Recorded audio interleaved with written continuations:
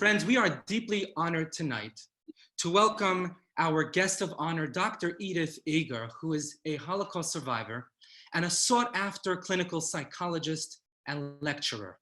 Using her past as a powerful analogy, she has inspired millions of people across the world to tap into their full potential and shape their very best destinies. At the age of 90 years old, Dr. Eger wrote a memoir titled The Choice, Embrace the Possible. The book is a bestseller in several countries and has been translated into 9 languages and is without a doubt one of the most transformative books I have ever personally read. Dr. Eger will be sharing her story and reflections for the next 40 minutes or so, followed by some questions and answers. Friends, please join me in giving Dr. Eger a very warm welcome. Without further ado, Dr. Edith Eger. Hello, hello, hello. Thank you for showing up, and that's what life is all about. Hopefully this is the time when we show up for each other, that you are caring so much to do everything in our power to form a human family so we can survive on this planet, and that's my goal. And I hope that you can write your book as well, because for many years people asked me to write a book and I would automatically say, I have nothing to say. And believe me, I think that is the most wonderful thing that I have done. So my children and grandchildren, I have 6 of those, would have their book on their living room table. And the question comes up, I am at the evening time of my life as to how do I want to be remembered and the legacy. And I consider it my duty to let you know what happens when bad people, good people actually do bad things, because there is evil in the world. And for many, many years, I came to America and I just wanted to be a Yankee Doodle dandy. And unfortunately, I didn't tell my children or anyone I was in Auschwitz for at least 20 years until I read Man's Search for Meaning by Viktor Frankl. So my book is the female voice of Viktor Frankl. I was 16 in Auschwitz and he was in his 30s, a medical doctor. And he told me that he was closing his eyes, imagining lecturing at the Viennese lecture hall on the psychology of the concentration camp. And I said, I too closed my eyes when I danced for Dr. Mengele and pretended that the music was Tchaikovsky and I was dancing the Romeo and Juliet. So now that we are all locked up, I think that perhaps I could bring the there and then to the here and now. It's not what happens, it's what we do with it. And people tell you that time heals. I don't think time heals, it's what you do with the times. And so we can hopefully entertain some dialogue. I was in London a year ago, and I was interviewed by BBC. The topic that came up was anti-Semitism, and I had a great interview. And so I am very open today. How are you coping, and in what way I can be useful to you? I never ask people, how can I help you? Because I'm not Humpty Dumpty and I'm not going to put you back together again. But I do ask the questions of my patients, how can I be useful to you? Because together we're going to be much stronger than me alone or you alone. So is anyone, would you like to know what would be something that stands up for you, how I can be useful to you? Okay, Dr. Edith, this is Rabbi Mendel here.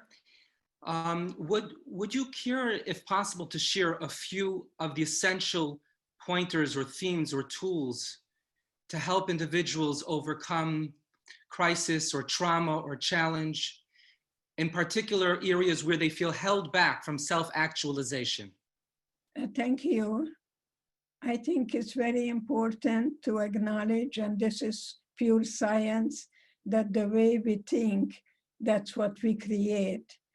If you if you if you think fear, you're going to create more fear. So think about your thinking. And Jewish people usually are very good at asking questions. We used to ask in Europe, is it good for the Jews? You know, you can ask yourself, if you maybe see a beautiful Hungarian chocolate cake and you would like to have it, you can ask yourself, is it really good for me? Well, if you have diabetes or something, the doctor told you not to have any sugar, then you're practicing what God has given us, temptation, but you don't have to act upon it. So you may be tempted right now to get out or not wearing any mask, and you have tempted, but you know, children never do what we say, they do what they see. And especially, Rabbi, you're the one who is really the role model. Your children, that's your congregation, how you are turning something into an opportunity. And this is an opportunity for an opportunity to discover the power within you. Because in Auschwitz, we never knew what's going to happen next. When we took a shower, we didn't know whether, see, I want to cry now, because we didn't know whether water is going to come out or gas is going to come out. And that's why we are where we are. Not me, because I consider this time actually time out. And if you are an extrovert, you're going to have a harder time. If you're an introvert, you're going to say, great, I have time with me, I'm a good company. In fact, I'm the best of all company, because that's the only one you have for a lifetime, is you. All other relationship is gonna end. So I would say, just see how you can take any positive thinking and knowing that it doesn't do any good unless it leads to a positive action. So this is a good time to really think as to not overcome, but come to terms with it, what's going on. You know, I'd like to, for a few minutes, go back in time into your past and your powerful story, because obviously the greatest teachings can remain abstract until they're brought into real time, real situations, real people with names and events. And that could really, I think, bring to life your teaching. So I want to ask you, you said before, anytime you took a shower, you didn't know whether water or gas would come out. How did you live with the uncertainty around you in any given moment? What thoughts did you think, because you said thoughts create reality, that kept you going from moment to moment, day to day? It's such a good question, because I didn't know whether I'm going to be thrown into the gas chamber any minute. I didn't know what's going to happen before I was beaten and tortured, but I knew that I don't allow them ever to murder my spirit. I created a world that they couldn't touch. And I kept saying to myself, if I survive today, then tomorrow I'm going to see my boyfriend. My boyfriend, who was a very, very active Zionist, who belonged to the Betar, and he and I were going to go to Palestine, and we're going to go and live in a kibbutz that I was never really allowing them, even though I was told every day that the only way I will get out of here as a corpse.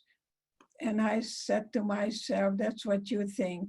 And I actually created a world that they couldn't touch. And I thought they were the prisoners, not me.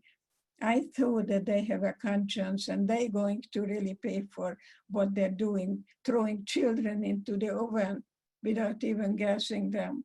So I think the God that was with me when people ask where was God in Auschwitz, God was with me. And Viktor Frankl even talks about it so beautifully, that if you are truly believing that God put you in that place for a purpose, these people went to the gas chamber with a prayer on their mouth. Wow, that's incredibly powerful. I didn't want to ask because it's obviously a very personal question, but it seems like in your instance, you felt God's faith, felt God's presence and even providence with you. Could you elaborate on that for a moment? You know, my mother told me, I am glad you have brains because you have no looks. I had two beautiful sisters, and my parents really wanted a son, and I came along. So I think God put me in a family where I was kind of neglected because my two sisters, one of them played the piano and the other one was a child prodigy in violin. She was the only Jewish girl accepted at the music conservatory in Budapest. So when mother told me that, I'm glad you have brains because you have no looks, I became a very, very, very learned teenager. I had So my book. They give you a name and you play the game. And so I spent a lot of time alone. My mother was busy with my sister. She was a kind of a theater mother because my sister played the Mendelssohn violin concerto at a very, very young age. So I think God put me in a place the way I was prepared to face what it means to be alone and no help from the outside. And that's why when I go to schools, I quote my mother in the carol car, who told me, we don't know where we're going, we don't know what's going to happen. Just remember, no one can take away from you what you put here in your own mind. So I tell everybody to go and check out a movie called The Karate Kid, because they talk about the brain power. And that's what, helped me so much. So my mother took me to a ballet school, and I had a ballet master, I believe, who was the son of a rabbi. And he told me that all my ecstasy in life has to come from inside out. So I would ask people now, think of this time out period to regroup, to see what you're holding on to. What are you willing, that's a good English word, willing to let go of. So I think this is a period that can really change your life, because you may let go of the need for other people's approval. You may let go of not trying to please someone or somebody, and just give it up. But most of all, I ask people to give up perfectionism, because when you are a perfectionist, you're not going to be a human, you want to be more than human. So that's when I ask you to be a good mommy to you. And good mommies are before they say something, they say, is it kind? And if it's not kind, you don't say it, because no one grows on criticism. So I ask people to give up two words, always and never. I always do that. I never did that. Those are absolutistic words, and say, in the past I did that. But now I am taking time out to regroup and redecide whether I want to be a baby or a big girl or a big boy. Because when you're a child, you sit in the back in a car and somebody's driving that car. But now I usually ask teenagers, do you want to be driven or do you want to be the driver? Because there is no freedom without responsibility. It's anarchy. And if you want to be treated with respect in your family, We're going to write a constitution, and there is no punishment in this home. Nobody is going to allow it to raise their voice, that there is negotiation, there is compromise, and there are consequences, not punishment. So I'm very much into democracy in the family, and to have a knowledgeable leader, but not a dictator. So I see 3 generations many times, and we have a lot to learn from each other, because I was liberated by the 71st Infantry, and I was taught how to dance the boogie boogie, and I like the big band, and I like jazz, and you call it supermarket music or elevator music, but that doesn't mean that your music is better than mine or my better than yours. So I like the idea of cooperation, not competition or domination, because all we had was each other in Auschwitz, and we had to form a human family, because if you were just for yourself, you didn't make it. So let me go back to a thing, because one of the themes you're really highlighting is the power of thought, the power of perspective, that no one can take something that's inside your mind away from you. And it touches on the theme, there's a saying, whether you think you can or that you cannot, you're right. You know, in other words, I think it was Viktor Frankl who said, quoting Nietzsche, if you have a why, you can deal with any what or how. And it seems that your particular purpose, you were saying, was your sister. That comes through very strongly from the book, your boyfriend. Would you say that your fellow prisoners, would you say that looking around you, did they too, if they had strong perspectives, that was the indicator that they would survive? And if not, you thought there's not much time for them? It was on their face, and we knew it's just a question of time. I'm mentioning also in a book that this girl from Yugoslavia and I became friends. And she told me we're going to be liberated by Christmas. And Christmas came and went, and she died. So I think it's very important to be flexible rather than rigid and all or nothing thinker, black and white, all or nothing, life or death. I think we have learned how to live in the present. Like today, I live in the present, but I don't forget the past or overcome the past. I came to terms with it. And I think this is the time out. I ask people to look at their own lives, because there are no problems in the world. There are only challenges. There is no crisis in the world. There is only transition. If I go to Hungary and I ask about midlife crisis, they think I got something going, because people don't have time. The more affluent a country is, the more crises they have. Premenstrual, postmenopausal, no.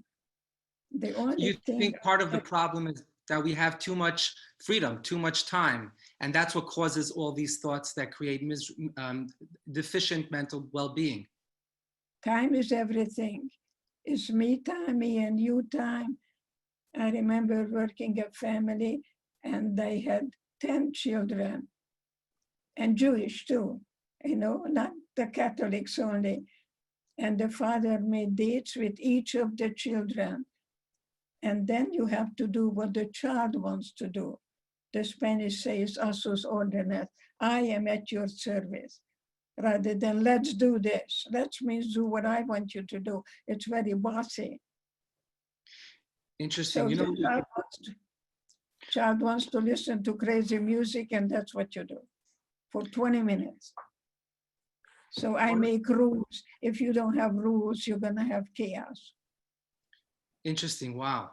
One of the themes you raise in the book, it comes up a lot, is that your sister was very keen to avenge the pain inflicted on her and the family, and you took a different perspective. Perhaps it's an outgrowth of different personality or mindset, and you wrote in your book a very powerful line: when we seek revenge, even non-violent revenge, we are revolving not evolving. And so I'd like to ask you a direct question with your permission. I hope it's not too direct. And the question is, do you forgive the Nazis for what they did to you? Do you forgive Joseph Mengele, the merchant or angel of death, who took the life of your mother even as he spared your own? And if you do, can you explain why you chose to forgive him and how? Rabbi, I want to let you know that I don't have any godly powers. The only power I have is to recognize that forgiveness is a gift that I give to myself because I want to have joy and passion in life. And if I seek revenge, I believe it's temporary. Forgiveness gives me the freedom. And that's why I went back to Auschwitz. There is no forgiveness without rage. Don't cover garlic with chocolate, it doesn't taste good. You know, I'm not such a good person. I'm a person who appreciates every moment in life because I can only touch you now. I live in a present. I live today, and that's why I think you have a very good question about that. But you see, when people ask, where was God in Auschwitz? I say, God was with me. God was with me in Auschwitz and to guide me to turn hatred into pity. I felt so sorry for the guards that they're wearing a uniform and they were probably born with love and joy. And look what happened. They learned to hate. Look what happened to us a few days ago when a policeman committed murder. And I was the one who came to America in 1949. And I worked in a factory and I went to the bathroom and one of them was colored. So I realized after Nazi Germany and communist Russia that there is such a thing as prejudice, which means prejudge. So I joined the NAACP and I marched with Martin Luther King, and I was with him in 1963 in Washington, getting a hug from him when he said, "We shall overcome." And look what happens today. When you look at the world around you, do you feel like there has been progress or there hasn't been progress? What is your view sitting where you do, having seen the most vile hatred and having been miraculously saved from that, and now looking around in modern day society? Do you think this is the norm or this is the aberration of the norm? Do you think the reaction of society demonstrates progress? There's an outrage against injustice. What are some of your thoughts about human progress? I think we're recognizing that change is synonymous with growth. If we don't change, we don't grow. We're dead. We're just not buried. See, that's why I'm saying I always do that. I never do that to see, not say why me, but what now? Why is in the past? Why is the past-oriented world and a problem-oriented world? So if you have any guilt, it might be possible to say, if I knew then, I would have done things differently. But at the time, I did the best I could. The other thing I like people to get rid of is worry. And we mothers are worrying all the time. Don't go there, don't do that, don't, you're gonna fall, you're down, so we kind of, lots of don'ts. I like a lot of yes, I am, yes, I can, yes, I will. Saying a lot of yeses because I matter, because there'll never be another me. I am not preaching, I'm teaching. I'm teaching as you are.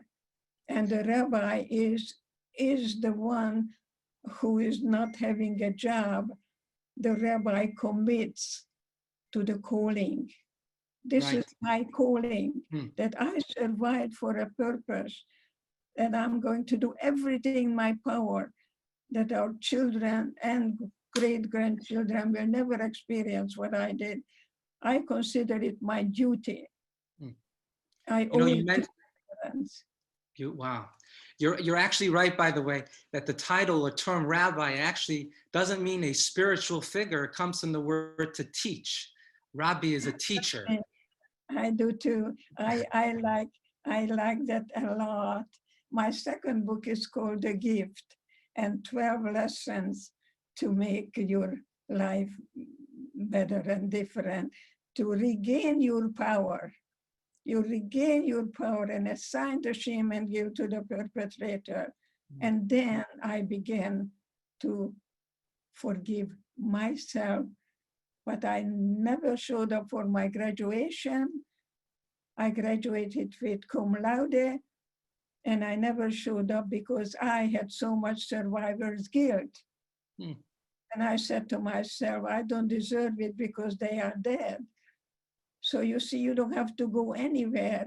Just go inside you, that you can be congruent, that your mind is telling you something, your heart is telling you something, and self-dialogue changes your whole body chemistry. That's pure science. So I like you to think about your thinking and pay attention what you're paying attention to. Any behavior you pay attention to, you reinforce the very behavior that you may want extinguished. What you said before actually reminded me of a very powerful anecdote of my teacher and mentor, the Lubavitcher Rebbe, of blessed memory. There was a Holocaust survivor who came to see him who was incredibly bitter and unhappy with himself and their life. And they asked the Rebbe, why did I merit to survive?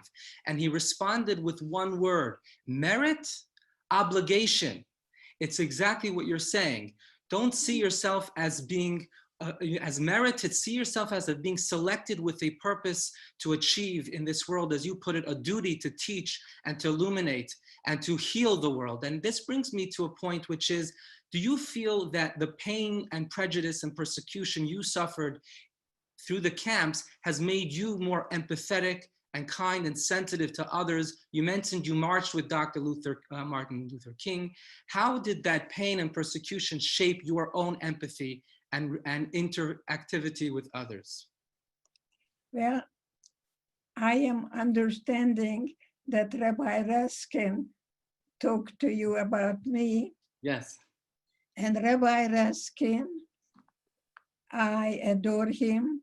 And the Chabad, I want to give you a lot of love and compliments, because you show up everywhere. You take on anybody. A beautiful couple was murdered in India. Thank God the child was saved by the babysitter. But I'm going to tell you that in La Jolla and in Rancho Santa Fe, where Rabbi Raskin is, they did not allow Jews. And now we have a Chabad rabbi in Rancho Santa Fe and in La Jolla. So you see, I like to concentrate on what is, as you have a choice to pay attention what you lost or what is still left. So when my sister asked me when we were completely naked, how do I look? I had a choice, as you have a choice now. And I realized I became Magda's mirror because she was the pretty one in the family. And I was the one who had the brains and no looks. So I kind of took that seriously. So instead of telling her what she really, the way she looked in her nakedness, I said, Magda, you have beautiful eyes. And I didn't see it when you had your hair all over the place.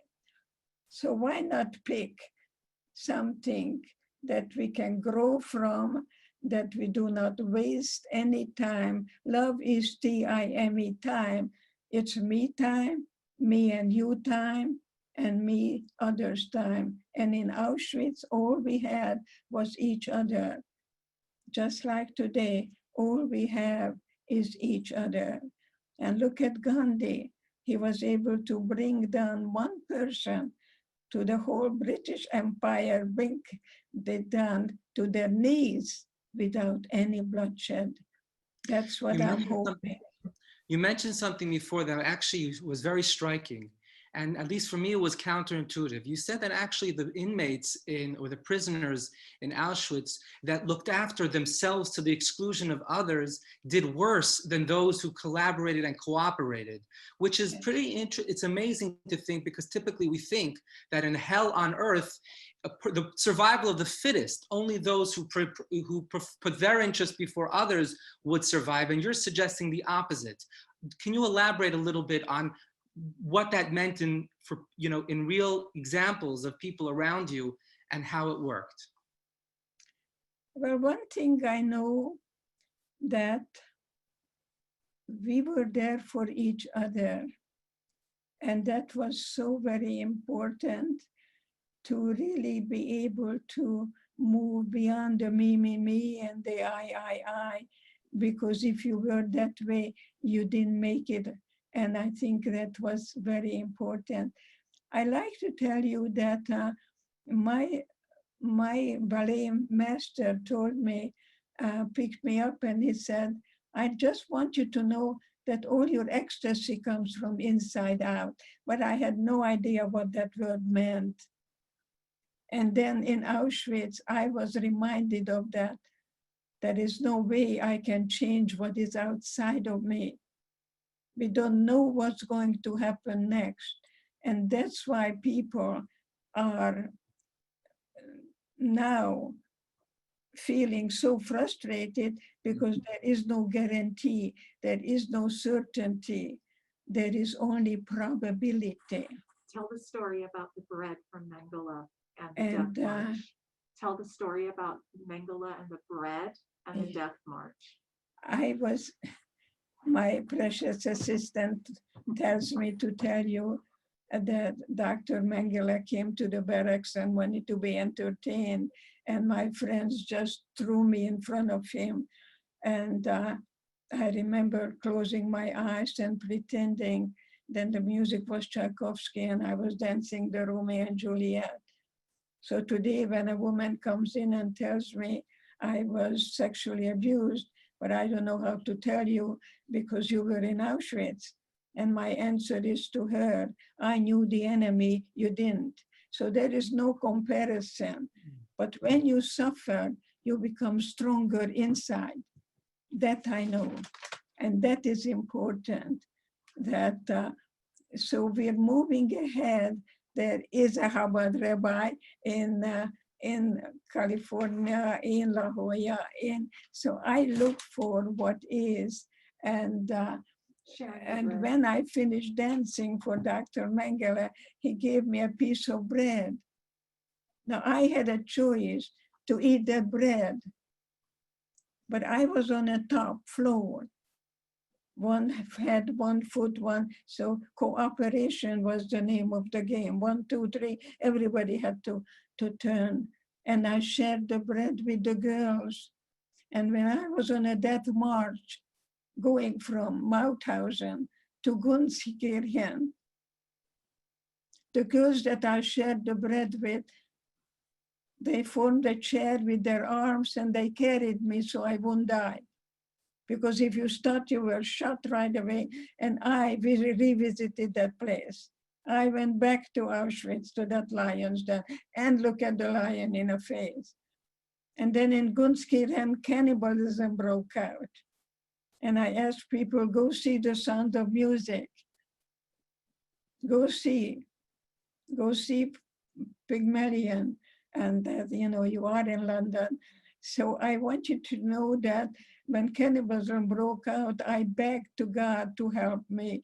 And all God told me to look down, and there was grass to eat. So when people say I can't, I ran into the classroom, I go to the blackboard, and I put I can't equals I am helpless. And that's a lie. Because even then I chose one blade of grass over against the other. I remember sitting, choosing this So don't say I can't, I can. Why? Because I think I can. The whole cognitive psychology is based on Epictetus, who was a Greek philosopher, who said it's not what happens, is the way you think about it does. So the way you think, that's how you're gonna feel.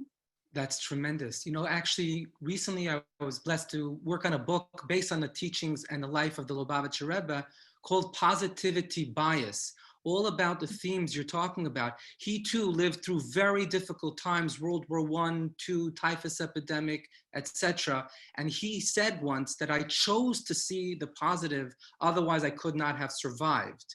So it seems, as you're putting it, that actually crisis, challenge, adversity, and yes, pain makes us stronger and makes us better. So my question to you is, we live now in an era of relative freedom and abundance and privilege. And our children, please God, will never know the pain that our ancestors did. Your children, you write about so beautifully in the book, it was so important to you that they never experienced any of your pain. My question to you is, how do you give them the same tools for successful living to build up their inner world if they don't have those experiences? I beg of you not to spoil your children, because those were the first one to die in Auschwitz. Spoiled children wait for someone to come and get them, and there was no one there. So the best thing you can do for a child is to prepare them to the world that doesn't wait for them, so they can do it without you. Yeah, my definition of love is the ability to let go. Let go, and don't do for the child, even if it takes them an hour to tie their shoe, and you do it in 2 seconds. Be patient, and of course be age appropriate, because children don't do what we say, they do what they see. So I think it's wonderful, the question that you asked me. Children who were spoiled, they didn't make it, that's a good definition. Actually a victim, and you cannot be a victim without a victimizer, because it gives you a license many times to do zero. But that doesn't mean we're going to blame the victim. My parents were sent into the gas chamber. They didn't have a choice. If they would have touched the guards, they would have been shot right there and then. That's what happened. And many people touched the guards and they were shot right in front of me. So the idea of fight or flee doesn't work. If you fought, you were shot. If you touched the barbed wire, you wanted to flee, you were electrocuted. That just didn't work in Auschwitz. You have to discover, not recover. You have to discover the part in you that no one can take away from you, your spirit. You share in the book, there's a theme that comes up a lot in terms of what I love about the book. Let me just say, it's really transformative. What I love about the book so much is that it's written through the lens of positive psychology, in a sense. It's actually, you're telling the story through tools and instructive mantras and themes. So it's not just a story, it's actually a self-help book. And that's what's absolutely unique about your story. And one of the themes that's very clear that you're struggling with is your intrapersonal self-acceptance and love and so forth, which you mentioned earlier. I want to get to right now. A beautiful quote. You wrote like this, about perfectionism, which I thought was, perfectionism is the belief that something is broken, you. So you dress up your brokenness with degrees, achievements, accolades, pieces of paper, none of which you can fix what you think you are fixing. And in the book, it's such a moving realization that you express. And my question to you is, how do you recommend the viewers today, how do you recommend getting beneath those layers, those veneers, those facades, and finding out what really needs addressing or fixing, as you put it? Is there a particular therapy you would recommend? What are some of the sources or resources that can help us, the viewers, tap into the real and true inner angst that we might be experiencing in order to experience inner liberation? I think that the best thing for children is a happy marriage. I do very good pre-nuptial therapy. And I talk about sex, money, in-laws. That's usually the three topics that come up in marriage. And I think that way also you decide that if you're going to have children, you're not going to get a divorce until 18 years, until they are able to become emotionally and until they are educated, until they become emotionally and financially independent. So I like the idea of interdependency rather than too much dependency or too much independence. But I like the idea of working, loving, playing. I like the woman, the pioneer woman worked alongside of her husband. Okay, not behind the husband. And the modern marriage, they go to work, they wash the dishes, they change the diaper. My grandson's wife gave birth to twins. Mazel tov. So one feeds one, the other feeds the other one with a bottle, and she pumps her milk. And it's cooperation, but you have to find the family within you. Find that little girl, that little boy inside you, and see what's good, and tell that little child, really, that you can be a child because I'm a healthy adult, make decision. So the two questions I ask is, when did your childhood end? And if your father happens to be an alcoholic and the child has to go and fetch daddy somewhere in a bar, then that little child maybe becomes mommy's little man who is going to take care of mother. So that's the first question. You want to hear the second question? Of course. Would you like to be married to you? This is a good time to think about it. This is time out. There is no going back. There is a new beginning. Wow. So you mentioned a few such important principles. Number one, you said the best thing for children is a happy marriage. And then you also spoke about how you need to self-parent. You need to raise your own self, your inner child, in order to then be able to be an external, a parent to other children. It's interesting because these are some of the themes in your own life that came up. You were, in a way, the confidant of both your parents in an unhappy marriage, if I recall correctly. And so it's a good question to ask. How did you matter in your family? Firstborn children who marry firstborn, they usually have two bosses, and you have a power struggle because when I'm right, well, as you said, we both right. You're dead right, and we're dead anyway. So you have to give up the need to be right. That is really very good in marriage, and become compassionate listeners. I make people repeat what they're asking me. So I know, and then I say, is this what you're saying? And they say, yes. Because when I came to America and people spoke to me and they wanted to know whether I get it, and I would nod yes, because I didn't understand the word, but I didn't want them to think that I'm such a weirdo. So I gave up my genuine self. And many of us give up our genuine, the true self for a formula that works in this family. To become the leader, the follower, the funny one, give them a name and you play the game. Just like Shakespeare, you give them that life is just a stage, what Shakespeare said. So what would you advise a couple who are married with children who aren't necessarily happy, who don't necessarily feel in love? Is that something they can achieve? Can they fall back in love? What can they do to generate deeper feelings for one another? To love yourself. because self-love is self-care. It's not narcissistic. Be a good mommy to you. Be a whole person. If someone tells you, I need you, run. Because needs are things without which you cannot survive. We need to breathe. We need to sleep. After 3 days, you hallucinate. I don't know how long it takes to Gandhi, but I know at least 2 weeks I didn't get anything, and I'm here to tell you about it. We're much stronger than we think we are until we are being tested. You know, we are spoiled.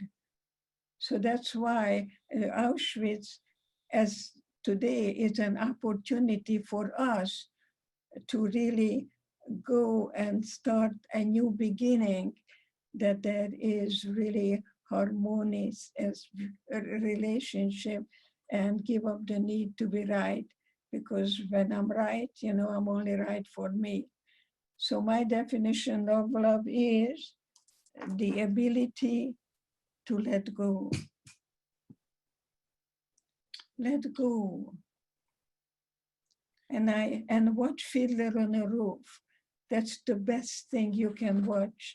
When he asks, do you love me? And she says, do I love you?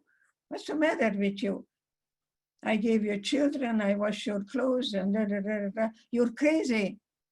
And he says, I know, but do you love me? He doesn't give up because he wants to know, do you love me? Not what I represent, not what you see. It is so brilliantly put together. And that woman knows that the husband needs to know that he makes all the decisions in the world. And guess who makes all the decisions in the world? That woman is not smart. That woman is wise. At 92, I hope to be a woman of strength. Not a strong woman, but a woman of strength. Wow. And find the power that God has given me in Auschwitz that I cherish. Wow. So can I ask, it sounds like when you look back on Auschwitz, you look back with a paradox, an obvious mix of course, I'm sure, tremendous trauma that never really goes away, but at the same time, a deep appreciation for what you went through. You see it as something that built you. You know, I work with cancer patients, and I go to cancer clinics, one in Texas. And the title of my talk is Cancer as a Gift of God. And people look at me crazily because, you know, when I am with 180 women, after 3 days, they go home, and many times they divorce their husband because the limited capacity they have, they don't know how long they're gonna live, and they don't want to be called the C word, and they don't want to have this drunken man coming home, and they regain their strength. I think Auschwitz, to me, put me in a place, I certainly didn't ask for it, but while I was there, I discovered something I never thought was possible, that I gave my bread to the friend, to my sister the next day, because in the evening we got a little piece of bread, which was like sawdust, and the soup that was filled with medication.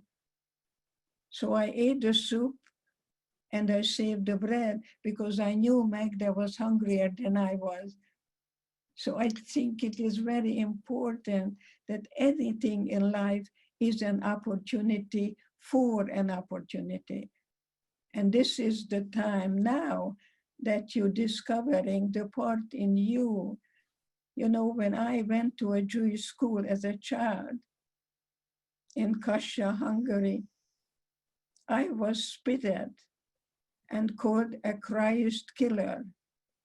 So that was also before Hitler. I didn't know that Jesus was a poor Jewish child who became a prophet. And See, I think it's very important that Shakespeare said there is no such thing as right or wrong, only thinking makes it so. Mm. And I'm quoting Shakespeare because I think he was a very good psychologist. So you're saying a lot of what you're saying is that a person has to develop their inner core before they can be a functioning and healthy giver or curer to others. You know, first of all, Dr. Edith, I want to tell you, most of us sitting here can ask ourselves the question of how we would have reacted if we were, heaven forbid, in an Auschwitz. Would we have given away that bread or soup? But it's you who was there and did so that can really, I think, have learned something about yourself that most human beings will never learn about themselves. And it's something so deeply admirable and noble about you, Dr. Edith. And we're so honored in your presence. And so I want to ask you just a few questions that came in from the viewers, and then we'll wrap up with a thought or two. One asks, do you think one is born with a positive or negative outlook, or is it learned from our upbringing? In other words, if someone is more negative or pessimistic or entitled or bitter by nature or personality, can they change? Well, you know, that's the nature, nurture.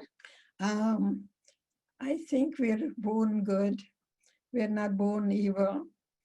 I think we're born with joy. I think we're born with love. And if you have that in your marriage, and if you welcome that child, if you plan a pregnancy rather than it was an accident, I think there is a certain order in life. I ask somehow everyone to stay in school because that's how I became Dr. Edith Eva Eger. I didn't speak a word of English when I came to America. So I'm really saying a lot about education, to go to the library rather than to the bar. And it's okay to feel feelings. It doesn't mean you have to act upon it. You may have a murderous rage if you're married to a doctor and the doctor tells you that I'm gonna be here 7 o'clock. And I fix a beautiful dinner and waiting for 7 o'clock that comes and goes and no husband. What do you think I feel? I get down on my knee, I take a pillow, I beat it. I get the opposite of depression is expression.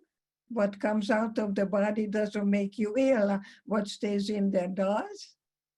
So you see, and then I say to myself, that's not the best I can do. I can use this time for me. Maybe I give myself a manicure.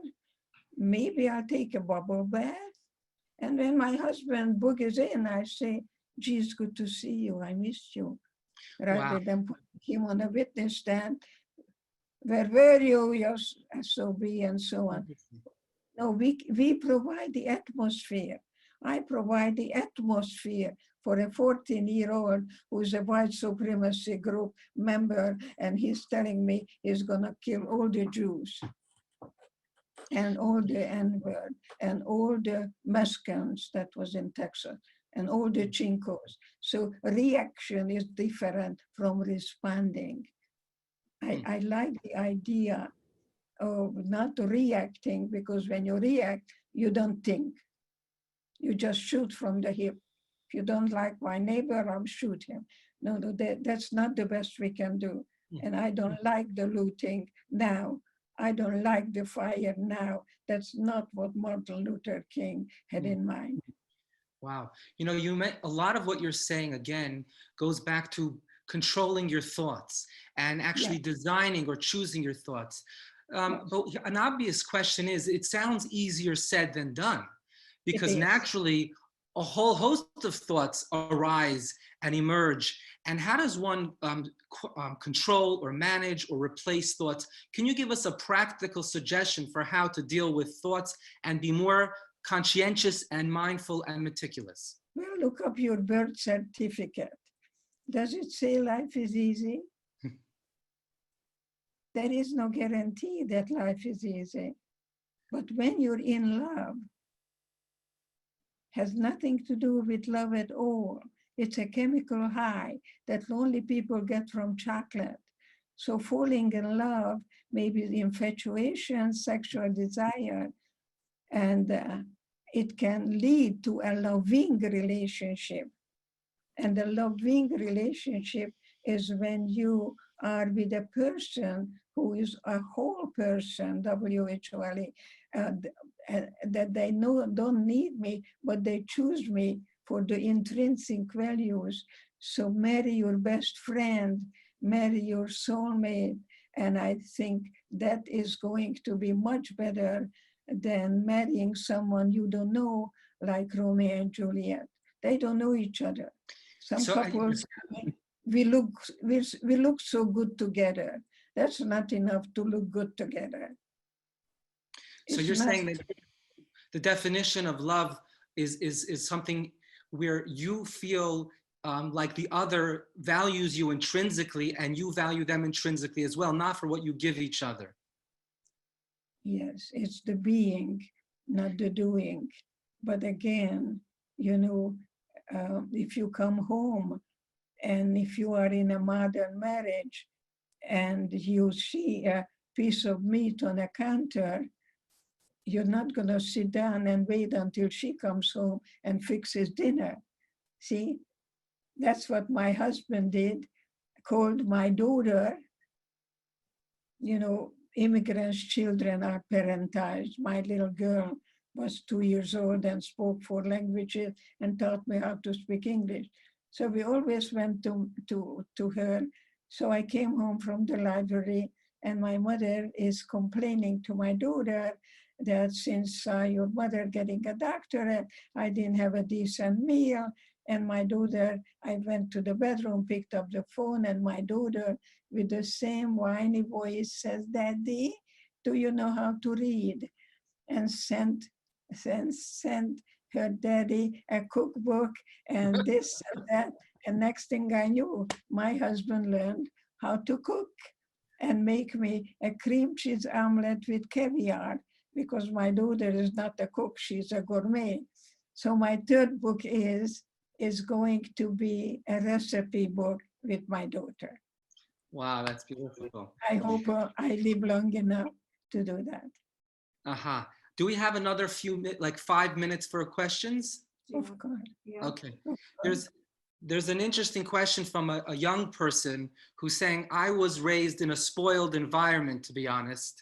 What is the practical way for me to find the drive to succeed and to transcend the entitlement of my upbringing? A young person wrote in and said, I was raised in I'm a spoiled person. How do I grow the integrity and strength? Yeah, if you're a spoiled child, you're actually being crippled. And I certainly hope that the child says, I am depending on my parents too much. I'm going to see how I can negotiate with my parents that I am going to do what I am capable of.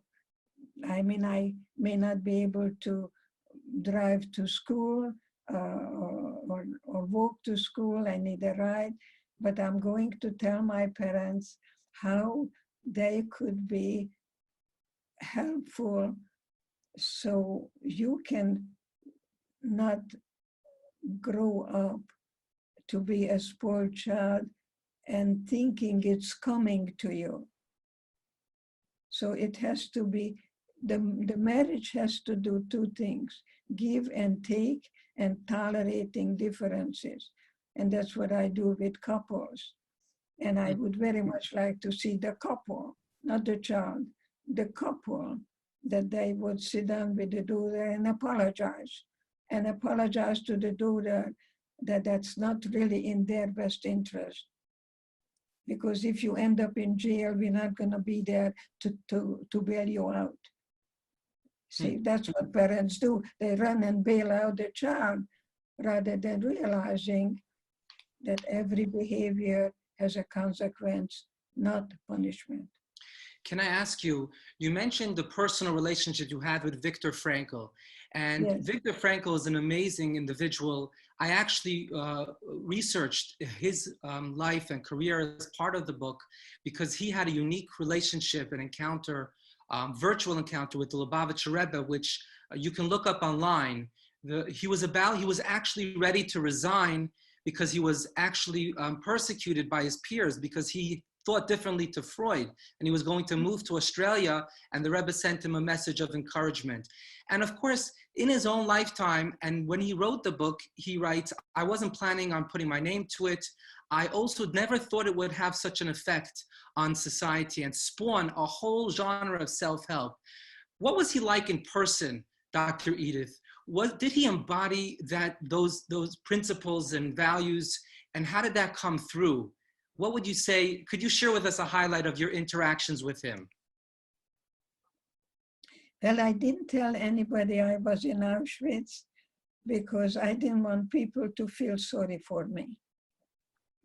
So I decided to go underground until someone gave me the book at the university, and I took it home and I opened it up and I said, oh my God, he has the words. I didn't have the word capacity to tell you where I was because I didn't want it to be different. So I think without that, I wouldn't be where I am today, and I'm grateful. So when I read the book, I wrote very quickly, Viktor Frankl and me, little old me. And one day I got a letter from Viktor Frankl from Vienna that he likes to get to know me in San Diego when he teaches at the International University, and that's how we met. And so that's how, we found that we used the same skill to close our eyes and imagine. And so I was very honored to become a diplomate in logotherapy. And when he talks about the existential vacuum, I think this is a good word to use with the COVID, that we are in that existential vacuum. Because when I was liberated, I was very suicidal. Because when I got up in the morning, I realized that my parents are not coming back. The reality hit me. And I know God spoke to me and told me, if you die now, you're going to be a coward. But if you live, I'm going to give you something to live for life, for. And my name is Dr. Edith Eva Eger because I'm for life. I'm for uniting. I'm for love and joy. I'm for we individuals holding hand in hand and have a human family and empower each other, that you can be the rabbi and I can be, the great grandmother. And one of my great grandsons calls me Gigi baby because I'm short. I have a very bad scoliosis. So I'm little and he's little too, because his father is very short too. But he calls me Gigi baby, and my heart is just, so I think it's good to make a decision, but put it into action and make it realistic, not idealistic. Because when the idealists come and they don't find exactly what they're looking for, they become very sarcastic, very cynical. Hungarians are very cynical, very, very much. They think it's funny, and I never thought it was funny at all. I don't have such a sense of humor. So somebody actually asks, how do you create new or better habits? There's a beautiful quote in the book that I loved, and you write, what are you going to do about it? I believe in the power of positive thinking, but change and freedom also require positive action. Anything we practice, we become better at. So can you share a practical tool or suggestion for starting new habits, keeping to them, breaking old habits? Well, first of all, once you're aware of something, it's 50% solved, because you're not doing a defense mechanism like denial and pretend it doesn't exist, or delusion. You know, it's better to be a realist than an idealist. But once you're aware, aha, that's what I'm doing, that's already that you're not in denial anymore. And then you're facing a decision, what you're going to hold on to and what you're going to let go of. But you can't let go of anything unless you replace it with something else. I usually talk about losing weight. People want to lose weight, and then they tell me that I'm pigging out on banana splits, and I'm pigging out and pigging out. And I know that they're never going to lose weight until they decide that tomorrow morning I'm not putting sugar in my cappuccino, you know, unless it leads to a positive action. Because when we were liberated, people will go through the gate and then they came back and sit down. Eric Fromm was one of my mentors. And he said, I came to Mexico because I was sick and tired of treating people in America so they would live in a sick society. To be loving is different than being lovable.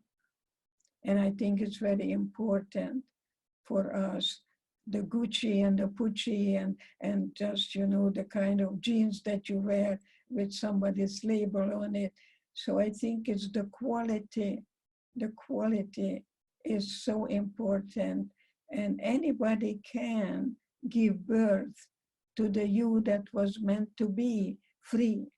So wow. The other word is free from the prison that is in your own mind and the key is in your pocket. So Viktor Frankl was my mentor and the colleague, and I was the one who gave the keynote address for his 90th birthday. And I can tell you that without Viktor Frankl, my choice wouldn't have been what it is. It's a female voice of Viktor Frankl.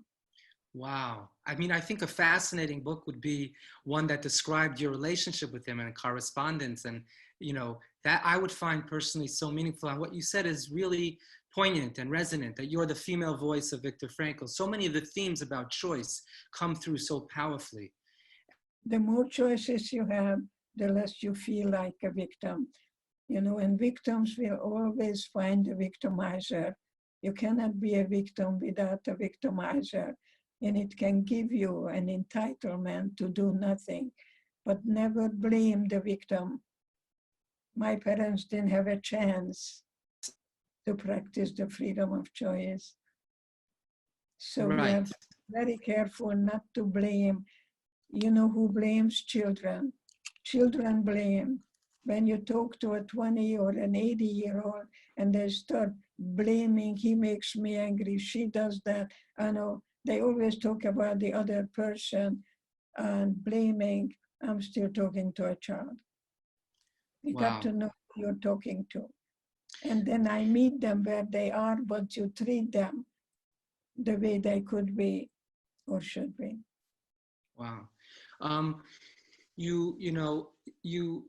just a quick question. These are just a few little interesting sort of questions about you and your life and personality.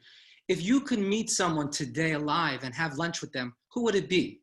I could easily sit down with Hitler, and I could say that sounds like that the book is, by the way, written by,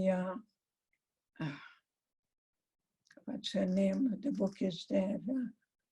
Alice Miller? Alice Miller. Yes, and, I read that book. You know, the drama of the gifted child. I still don't know whether Hitler's father was Jewish. There are many speculations that the mother got pregnant working for a Jewish family, and that's how, but I don't know any of it. But I would say that I know the story that you wanted to be a painter, an artist, And I know that you were in Vienna. And there was a Jewish guy from Czechoslovakia who walked to Vienna and begged them to allow him to take the test. And they allowed him, and guess what happened? The Jewish guy made it and Hitler didn't. And that guy felt guilty all his life, because if Hitler would have passed the test, maybe he wouldn't have. But Hitler didn't do it alone. Right. Yeah, I'd like you to read a book by Max Weber, a sociologist, Capitalism and the Protestant Ethics, thinking about the Jewish people as the pariah.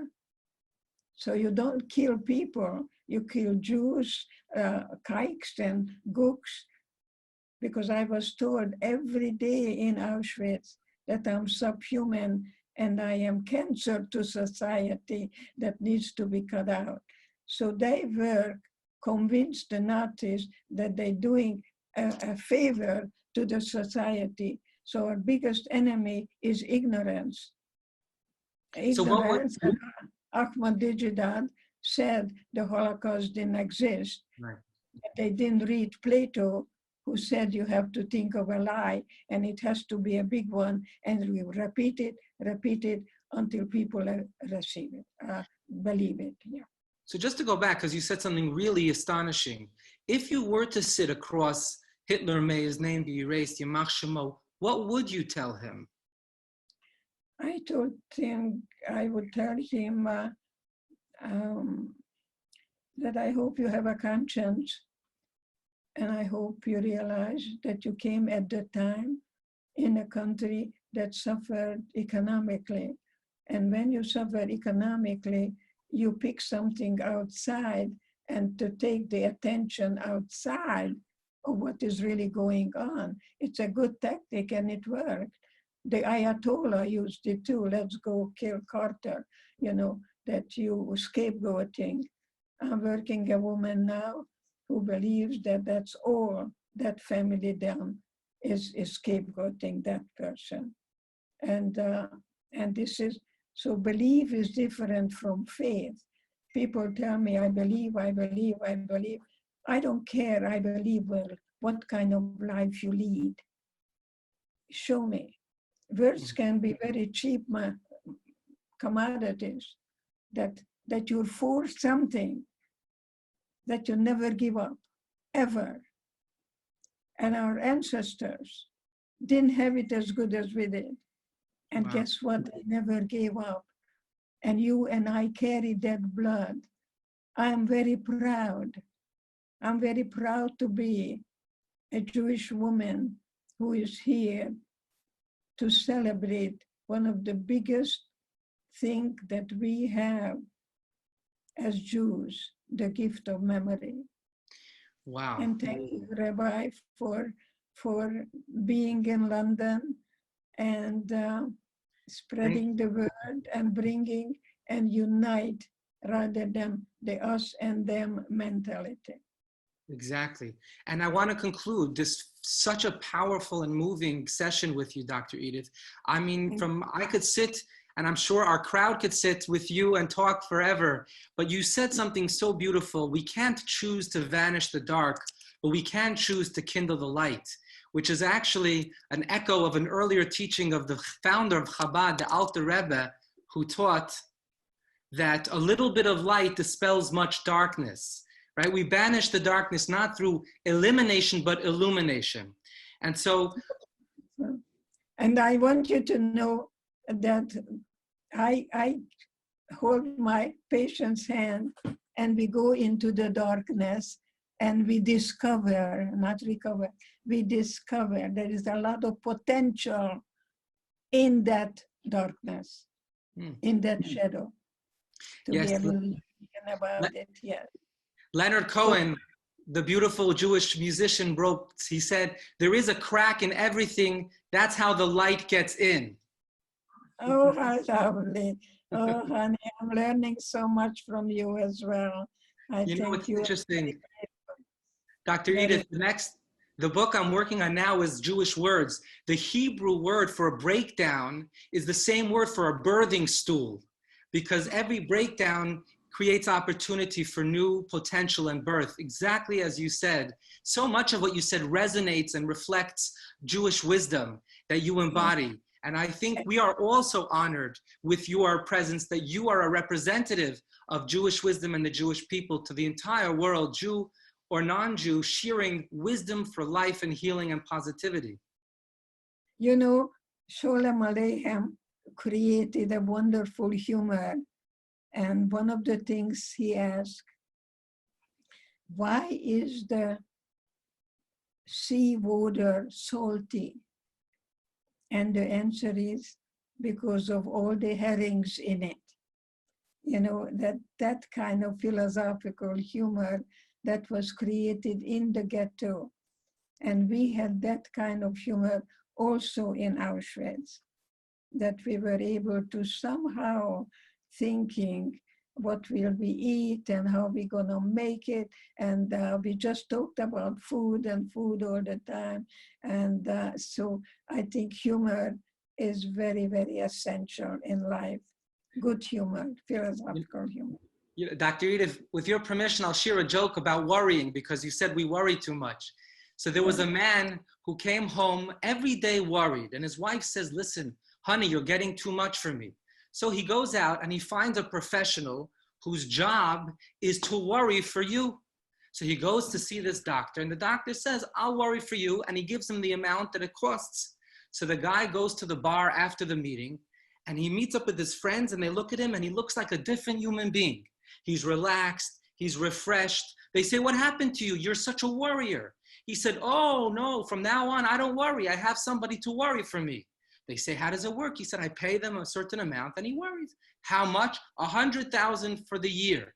They say to him, but 3 weeks ago, you were going bankrupt. You don't have money to keep your business afloat. How can you pay $100,000? He said, that's no longer my worry. That's very precious. That's very precious. So Dr. Edith, let me conclude by inviting everybody here tonight on this gathering to take to heart some of the powerful and empowering and transformative positive teachings you gave us in order to actually transform our lives in practice through positive thinking and, more importantly, positive action, banishing darkness through introducing light, listening more attentively, valuing ourselves and others and our intrinsic value, putting others before ourselves to some extent in order to collaborate and cooperate. And hopefully in this merit, we will be able to heal a broken world, one in which right now we find in great tension.